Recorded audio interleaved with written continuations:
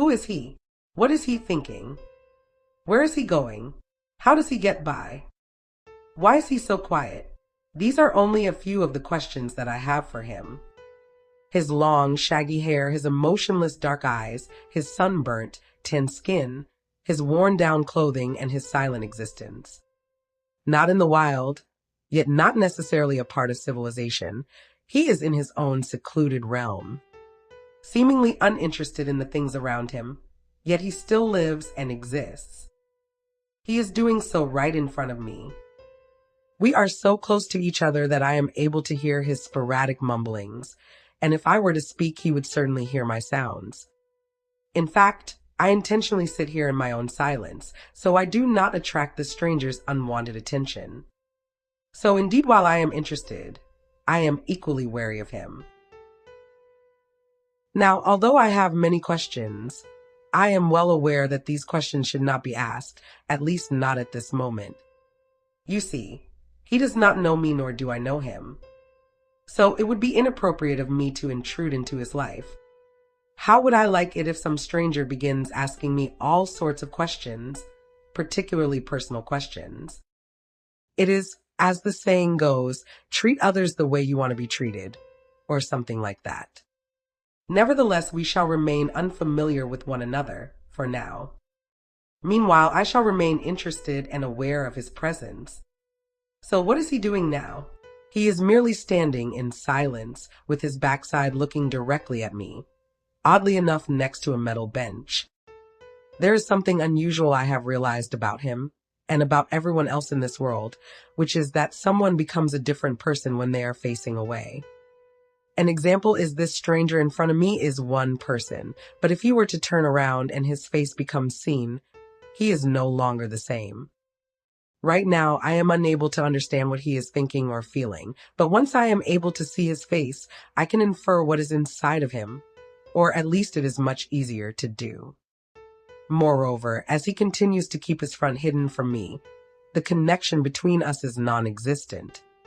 However, by facing me, he is, perhaps unintentionally, making some sort of attempt to connect with me. In any case, I continue to wait for the ideal moment to act.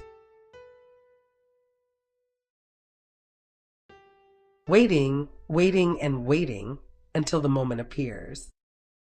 Although I must admit that I am not much of a patient person. Besides, what if the opportunity never comes? I can wait here for hours with nothing happening. Then again, what if when he does actually turn towards me, what do? Do I wait for eye contact? Do I attempt to gauge his willingness to interact with me? Do I make the first move? Oh wait, he did it.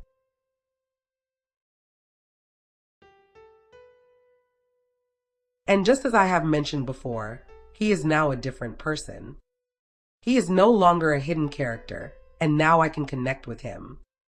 Just need to wait for eye contact, which is the proper beginning of a conversation. Although I can now see his face, he is still a mysterious figure. He is watching the ground as I am watching him, his face with no expression and my face filled with anxiety. He remains standing while I remain sitting. Perhaps he is oblivious to me while I am obviously aware of him. He does not seem to have a care within his being, yet I am filled with anticipation. An outsider viewing this situation can recognize all of these contrasts between him and I. However, there may be one significant similarity, with this being our minds. My mind is creating endless thoughts, and it seems that perhaps he too is in a deep state of thinking. You see, even though he is not much to look at, the mind is not in this physical reality. Instead, it exists in its own realm. And I am willing to bet what little patience I do have on the likelihood of his mind being in a state of deep thinking. With that being said, I will not wait any longer. I think it is time to make my move, lest I miss this opportunity to interact with him. Achoo. Cough, cough.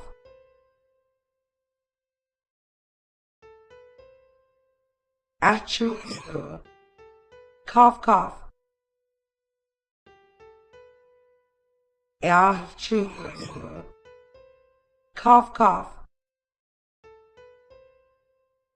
Darn it. Nothing. Did not even bat an eye. Did not flinch. Did not move at all. No reaction whatsoever. So it is apparent that this will be a challenge, which I enthusiastically accept. I am a cunning one, so I will come up with all sorts of strategies. After doing some careful thinking, I have my stratagems. 1. I can wait it out. Eventually he will move. 2. I can approach him and cause an interaction. 3rd, I can wait for divine intervention or for something extraordinary to occur, such as an unruly thief attempting to rob him, which would force him to call out to me for assistance. So with these brilliant plans, which one would be best?